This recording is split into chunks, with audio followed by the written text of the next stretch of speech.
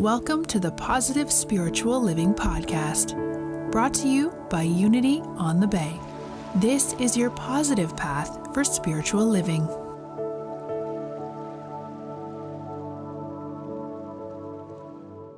Something that you may not know much about is how corny I am. Do you guys know that? Oh, okay.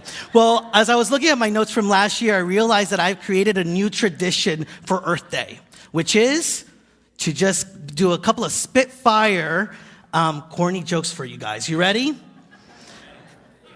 I didn't say it was a good tradition. It's just a tradition. All right. How do trees get on the internet? They log in. Ah, good one. Okay, I have. Did you know that I have an obsession with wind farms? I'm a really big fan of them. Why did the woman go outdoors with her purse open? She was expecting some change in the climate. Why are recycling bins optimistic? Because they're full of cans. How do hurricanes, I promise this is the last one. How do that gets a clap? For this side of the room. How do hurricanes see? With one eye. But see what I did there? I'm going to talk to you about actually seeing through the hurricanes of our lives. By the way, I've just realized that was a very short-lived tradition at Unity on the Bay. That will be it for that.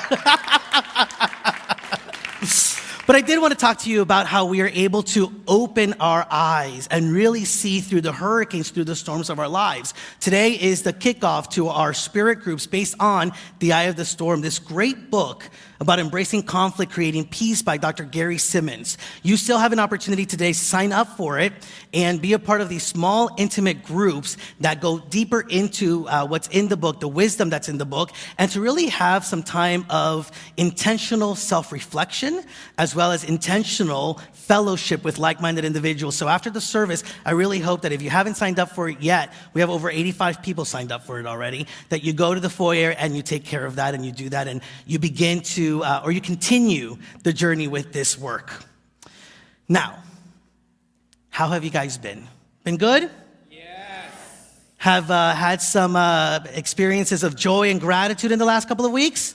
Yes. Have had some drama and conflict in the last couple of weeks? Yes. Great. And you ask yourself, maybe, why I would say great. Because really all of it is an experience of life, and all of it is bringing to us some deeper awareness about our experience of life. And so how many of you that had the drama and had the conflict survived it, made it through? For those of you who didn't raise your hand or don't think that you are surviving it, I'm going to tell you today, right here and right now, that yes, in fact, you have survived it. For you are here with an open mind, with an open heart to recognize a deeper truth about who you are, to recognize a deeper truth about those life experiences that you may be questioning. You are here to truly experience freedom and a closeness with God that brings you wholeness, that brings you peace, that brings you joy. Now that's just through us being able to survive these challenges. Today, what I want us to do, what I want to continue to develop within myself, is how to use these challenges, to use these conflicts, not just to survive life, but to really thrive. Can you get a feeling of what life would be like if at all times, regardless of what was going on around you, you felt that thriving energy of spirit within you? Just breathe that energy in. To be so awake to every moment, to every experience as an expression of God in our lives. Now, all of us have had experiences with challenges and with conflicts, right?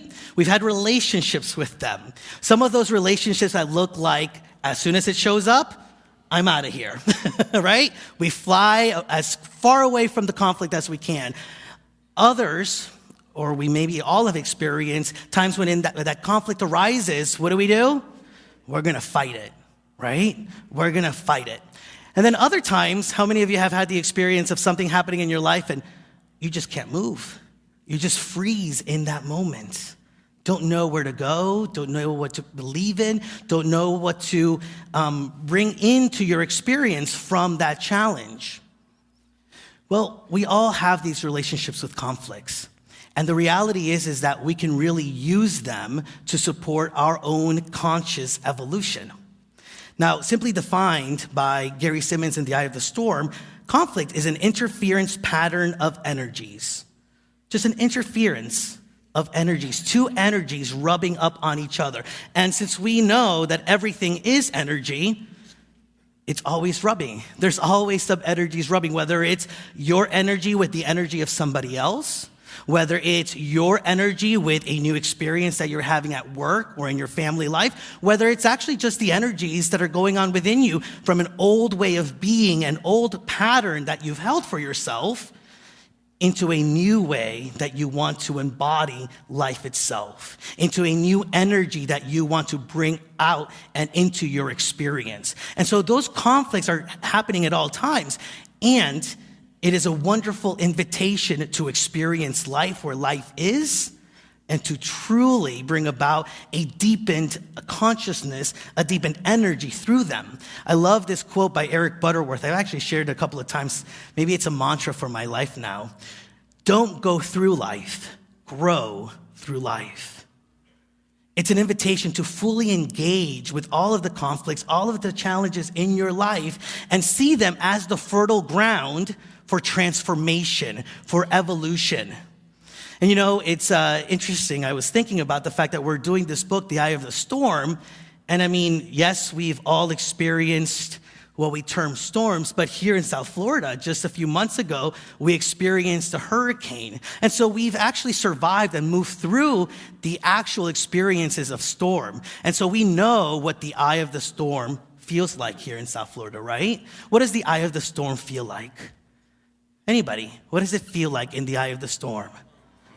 Calmness, regardless of what is going on around us. And by the way, it's not like we're oblivious to what is happening outside of the eye, right? We know that there is chaos. We know that there are challenges, there are conflicts, and yet we are able to be centered. We are able to come from a place of awareness of what is happening. One of the things that I find really interesting also as we look at this as an expression of how we're moving in life is, so here's the center. The idea of where we all want to come from and be in. And the outer winds are what? Some of the weakest winds, right? They don't do as much, they're not as challenging maybe, they're not as complex. And yet the more we move closer to that center, to that awareness, to that eye of the storm, what happens? The winds get stronger, right? And for me, haven't you experienced that? I know I have experienced it where, okay, there's this little issue going on in my life and I want to be centered, I want to heal, so I do my work and I peel that layer of onion and oh my gosh, as I'm moving into that place where I want to be in life, it seems like the healing that needs to take place is deeper than I thought. The challenges are rising up even stronger than before. And for me, what that shows me is almost like, you know, the ego having its last grasp at your life. You know, not wanting to let go, so it's going to hold on even stronger. And yet we are able to then, as we are aware of what is happening, do the things that we have to do, the things that we are invited to do, to be able to move into the eye of the storm, regardless of the winds that are happening, the challenges, the conflicts, regardless of the strength of the chaos or of the egos that are around us.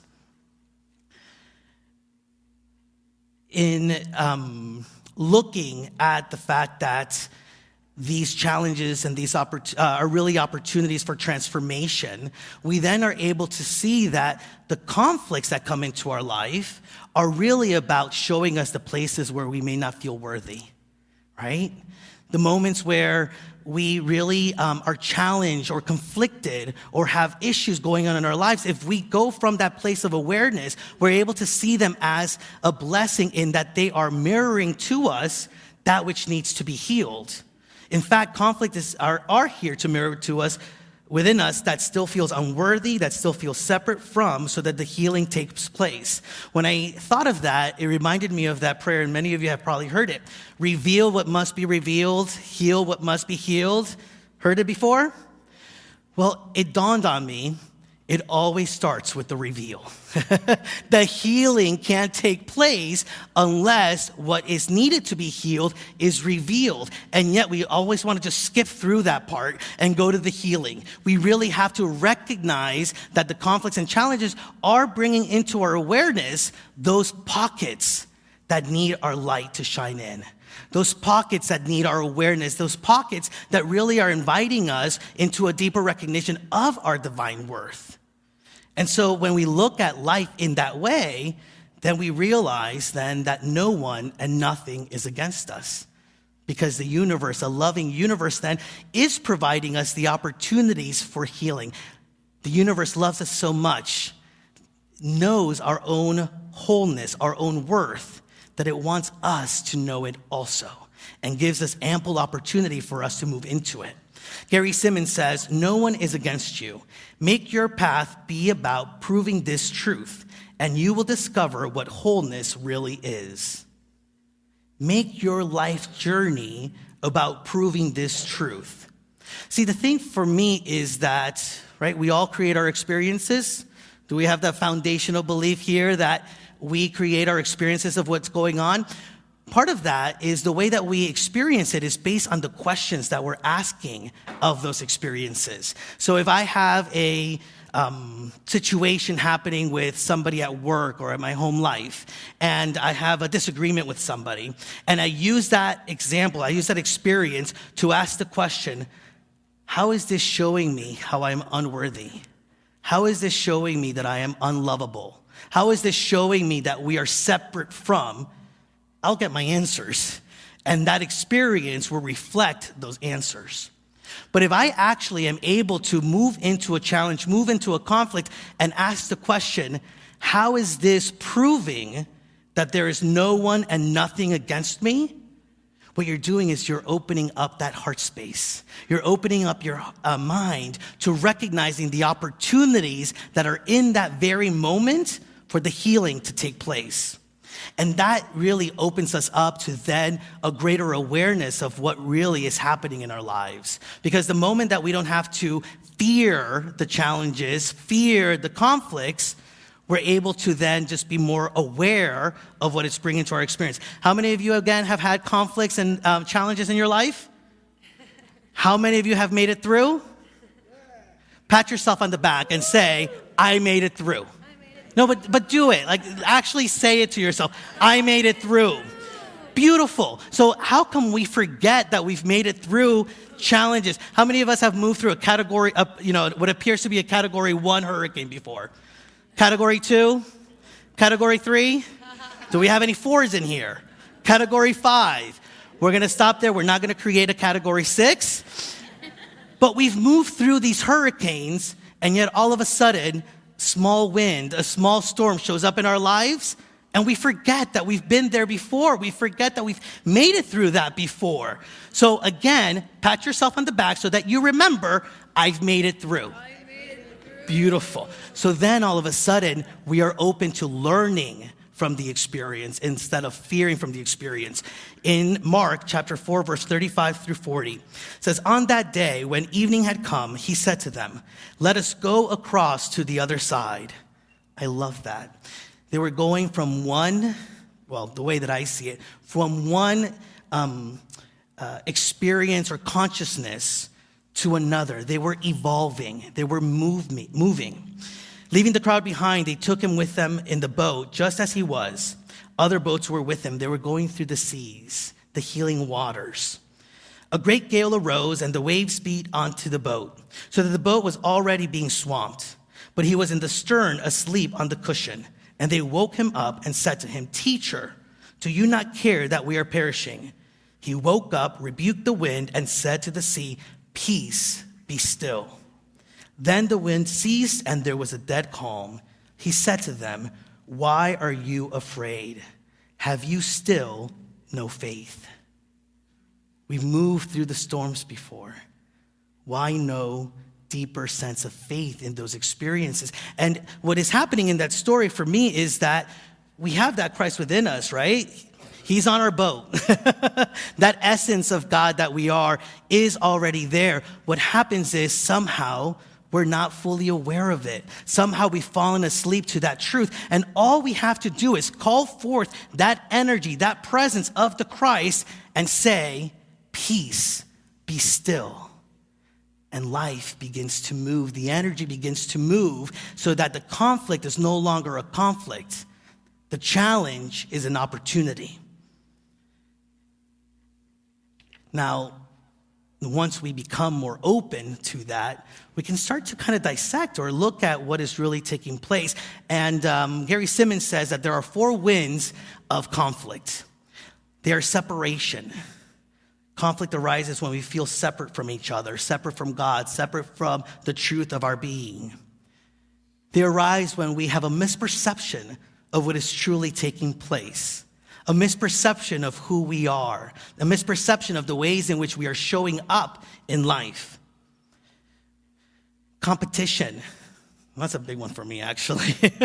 How many type A's in the room today? Competition, but from that sense of unworthiness, right? Like we aren't good enough, so we got to make sure that other people aren't good enough also. Or we aren't good enough and we want to just let us even know that more deeply. So we're looking at the ways in which other people are good enough, right? And then defensiveness, just being defensive about what is going on in life. I love what Byron Katie says, that the first act of war is defense, resisting. Now, Charles Fillmore, our co-founder, said, "You have been cast in a larger mold than this. God did not create you to be forever dust and ashes, to be blown about by the 4 winds. We are not here to be moved around, to be shaken by these 4 winds of conflict." And so what can we do? In those challenges, can we stand firm and say, peace, be still, and ask the question, how is this a call to greater wholeness?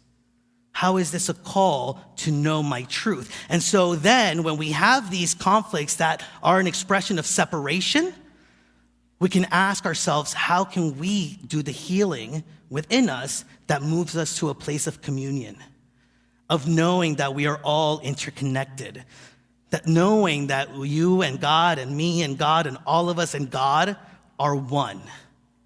And so these conflicts, these mirrors show up so that we can do the healing that is keeping us from recognizing our truth, is that we are never separate from each other or from God.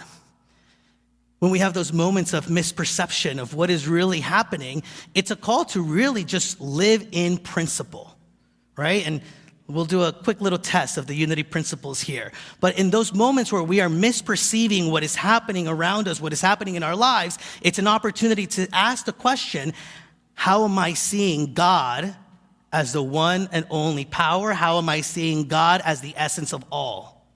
How is it that I am experiencing each other as divine expressions of that God? And how is it that I am allowing prayer and meditation to be a foundational support for me to experience life in a new way?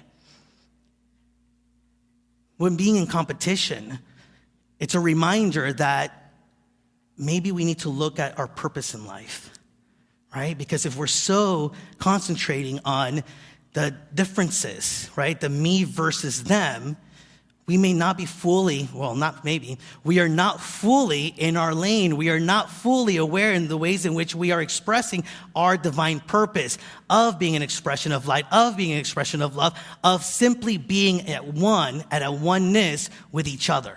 And the more that we move into our own purpose, then the more comfortable we are in our own skin, and it doesn't matter what is going on around us or who are the people that are doing or not doing around us, because we know what? That we are doing God's work, that we are doing what is within us to do. And then defensiveness.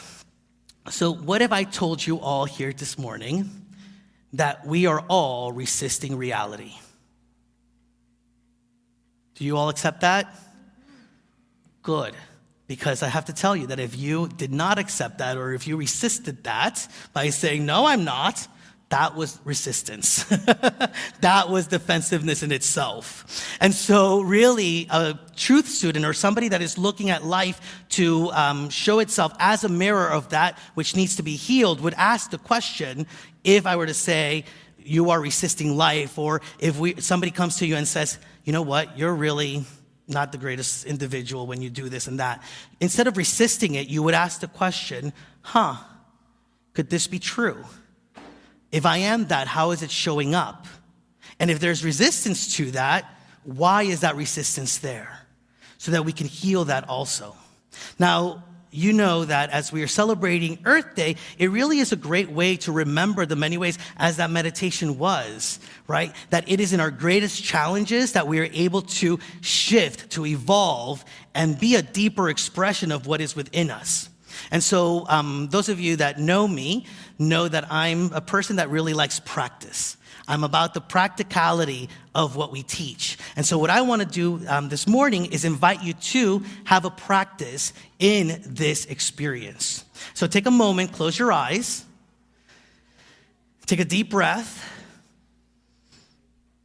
and bring to mind a challenge that you may be experiencing in your life, a conflict that you may be having. Just take a moment to bring it to your mind. Take a deep breath. And ask in this moment to yourself, reveal what must be revealed. Is there a sense of separation? Is there a sense of misperception, of competition, of defensiveness?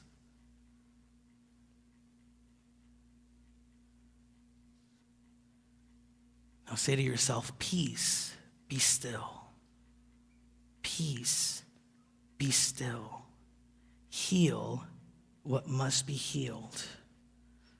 And so invite in this moment that Christ's nature within you to bring a deeper sense, a deeper understanding of communion, of principle, of purpose, of non-resistance. Peace, be still.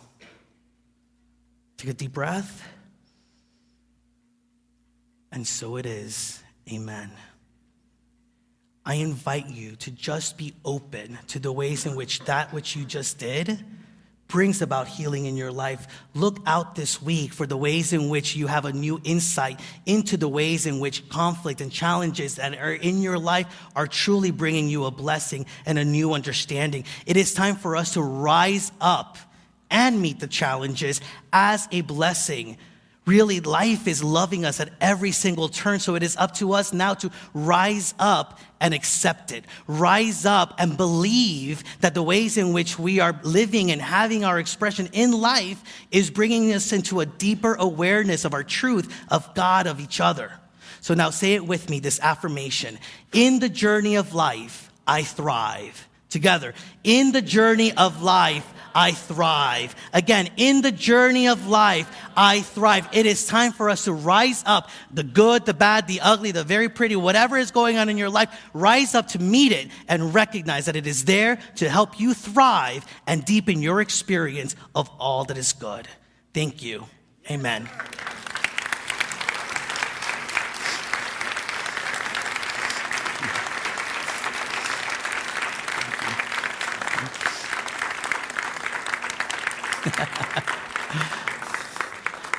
I'm learning too. As our ushers come forward, this is a moment for us to really be in that spirit and that essence of generosity that is very much innately a part of who we are. We're really, through this process, just opening ourselves up to our truth of generosity, our truth of love, our truth of peace, our truth of that ever-expanding energy that we bring out. And actually, as the kids are here, it's just a great reminder that we are doing this because when you give of yourself, of your time, of your resources, you are giving to conscious evolution for our sake and the sake of all the children in the world. So with that in mind, I'm just going to invite you to bring your love offering to your heart. By the way, for Earth Day, if you'd like to start doing giving through our text giving, the information is on the envelope so that you don't have to use an envelope. But just bring whatever way you wish you're giving to your heart just recognize that very Spirit of God moving through you in this very moment, celebrating life and celebrating you and this community as we say our affirmation together. Divine love, that I am, blesses all that I give and all that I receive. Amen. Lord, you are good, and your mercy endureth forever.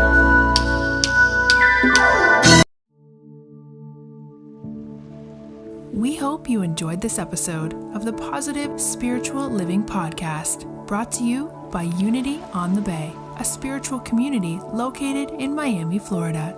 Unity on the Bay is supported by the generosity of its community. If you'd like to make a donation or learn more about Unity on the Bay, please visit unityonthebay.org. You can also follow Unity on the Bay on Facebook, Instagram, and Twitter for even more positive spiritual inspiration. Until next time, thanks for listening and many blessings. Namaste.